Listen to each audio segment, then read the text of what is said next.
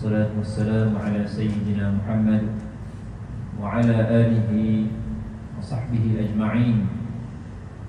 سبحانك لا علم لنا إلا ما علمتنا إنك أنت العليم الحكيم ولا حول ولا قوة إلا بالله العلي العظيم.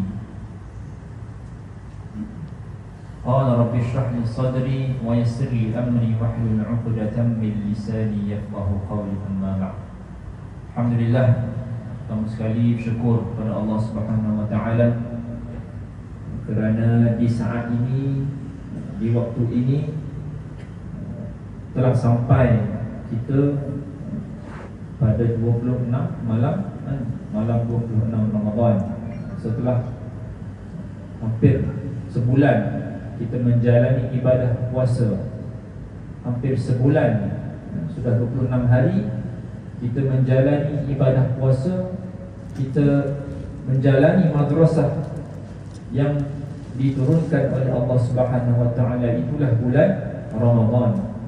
Alhamdulillah, tidak semua mendapat nikmat yang seperti mana kita dapat nikmat tersebut pada hari ini. Kerana apa? Di luar sana betapa ramai di antara mereka yang tidak bernasib baik ataupun tidak direzekikan nikmat kesihatan seperti kita pada hari ini. Tuan-tuan, puan-puan boleh tengok sendiri dekat hospital, kalau pergi hospital, betapa ramai kawan-kawan kita, kenalan-kenalan kita yang tidak mampu untuk berpuasa, yang tidak mampu untuk menunaikan ibadah qiyamul lail, solat sunat tarawih, solat berjemaah seperti mana kita pada hari ini, pada saat ini, disebabkan kerana ditarik sedikit nikmat kesihatan mereka. Sebab itulah Nabi pun ada bersabda, dua nikmat yang selalu manusia lupa, iaitulah as-sihhatu wal faragh. Nikmat kesihatan, as-sihhat wal faragh, nikmat masa lapang. Yang pertama itu nikmat kesihatan. Kadang-kadang kita bangun pagi terlupa ucap syukur kepada Allah. Sebab apa? Kita terlalu sibuk dengan dunia, nak pergi kerja, siap-siap nak pergi sekolah dan sebagainya. Sebenarnya kita diberi rezeki oleh Allah, bangun pagi alhamdulillah sihat. Ramai di antara kita, kenalan-kenalan kita, sahabat-sahabat kita berada di hospital kerana kemalangan, sebagai contoh patah kaki, kerana kencing manis yang terlalu tinggi, kena buat operation dan sebagainya. Banyaklah nikmat-nikmat kesihatan yang Allah Subhanahu Wa Taala tarik sedikit daripada kita.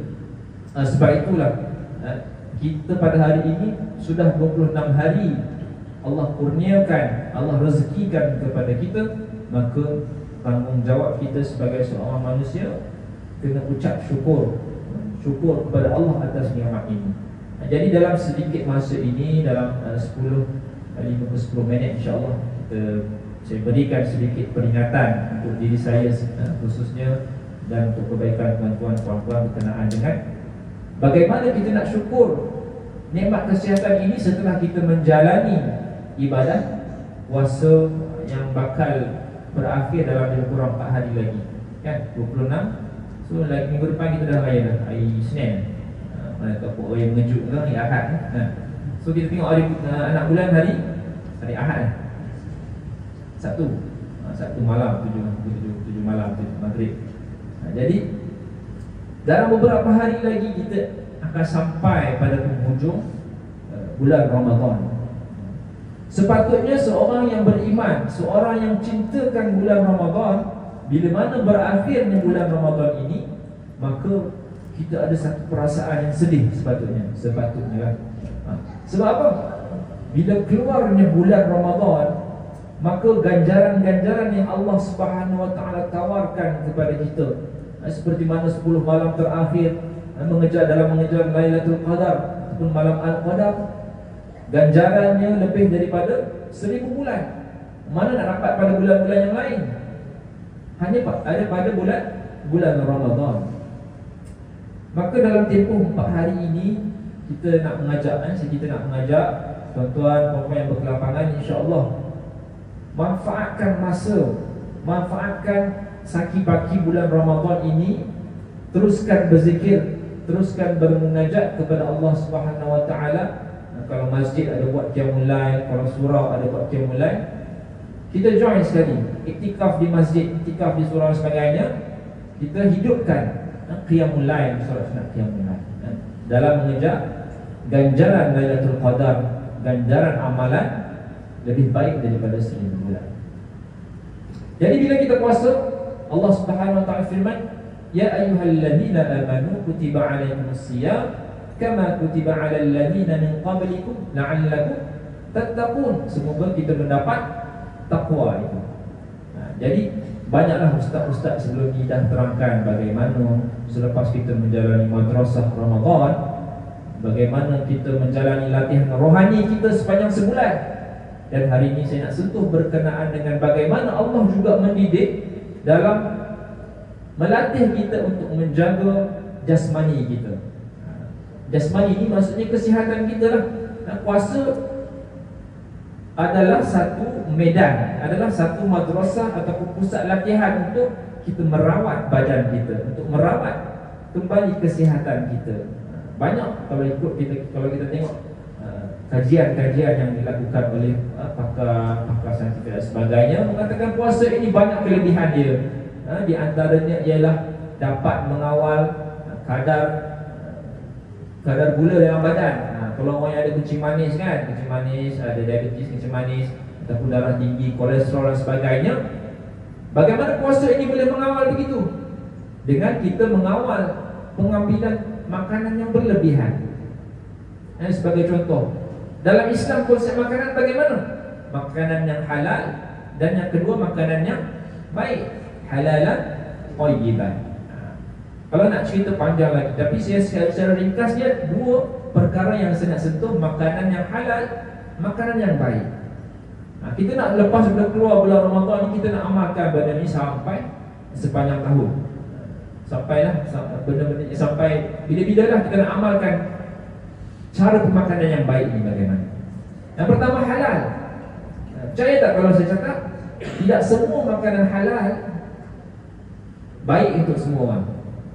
Percaya tak? Bunyi macam apa? Ustaz ni kan, makanan halal itu baiklah sepatutnya. Tidak semua makanan halal itu baik. Sebagai contoh saya beritahu contoh makanan yang halal apa contoh? Durian lah, kita sebut durian lah, musangking ke durian yang grade IOI ke macam-macam lah grade dia bagi kan. Durian itu halal secara zatnya, tetapi dia tidak menjadi thayyiban, dia tidak menjadi baik kepada orang yang ada masalah buah pinggang sebagai contoh. Sebab apa saya cakap begitu? Sebab pengalaman kita sendiri mengendalikan kes-kes kecemasan di hospital. Bila dia datang hospital, waktu tu kita jaga di zon merah, zon merah tu kecemasan hospital. Datang pesakit tak sedarkan diri. Bila kita cek cardiac monitor buat ECG, dia punya rhythm dia punya gerakan jantung dia dah tak sekata, dah laju sangat. Biasanya jantung kita berdegup itu normal, tapi dia datang sangat laju, heart rate dah lebih kurang dalam 200.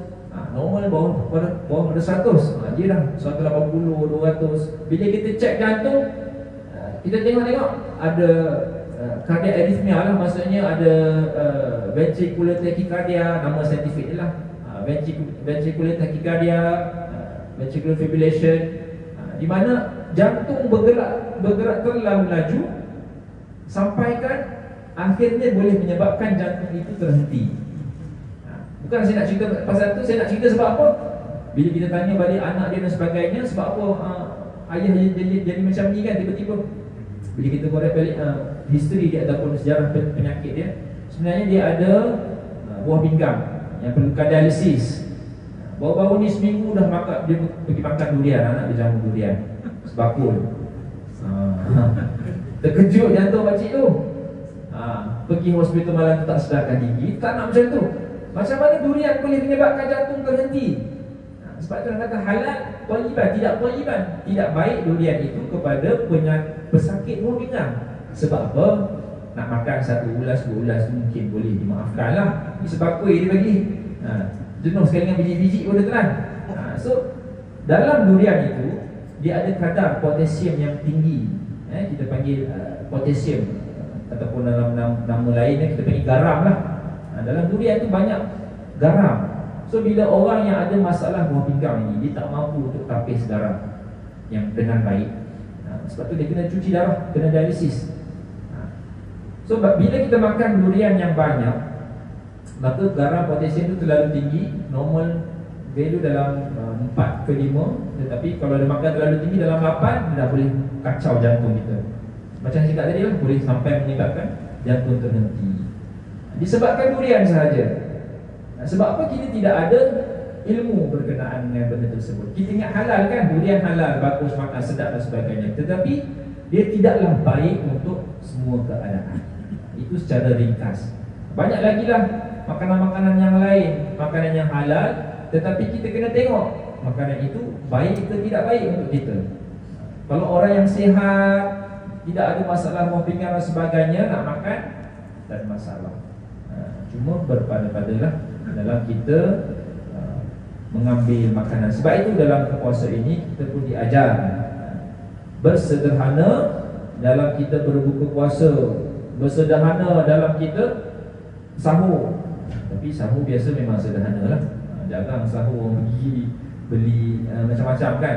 Biasa berbuka ni, kalau kita tengok dekat bazar Ramadan dan sebagainya pun, ialah banyak makanan yang sedap-sedap juga kan. Tapi kita tengoklah sekadar untuk kita mengenyangkan ala sekadarnya, sebab kita nak terawih lagi dan sebagainya. Kalau kita makan terlalu banyak, maka badan kita akan jadi lemah. Jadi itu serba sedikit berkenaan dengan bagaimana puasa itu mendidik. Kalau kita nak cerita panjang lagi berkenaan dengan kesihatan, satu topik yang sangat besar. Tapi ini apa yang saya berkongsikan.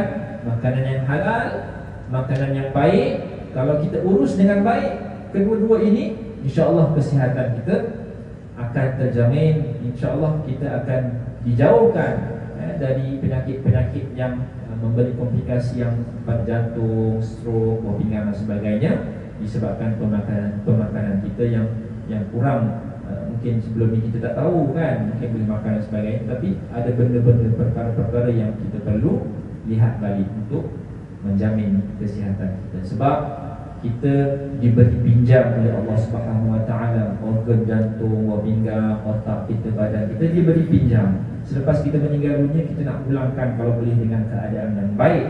Kita nak pulangkan kepada Allah Subhanahu Wa Taala, ini amanah aku berikan kepada kau, kau pulangkan dengan baik.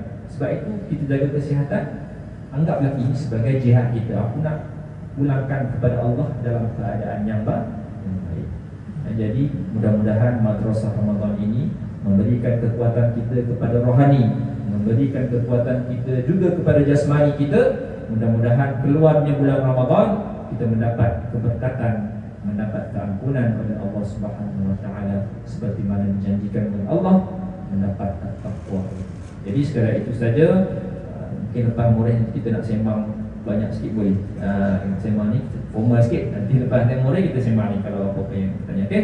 Jadi insya-Allah itu saja. Aku qauli hadza wa astaghfirullahal azim li wa lakum. Assalamualaikum warahmatullahi wabarakatuh.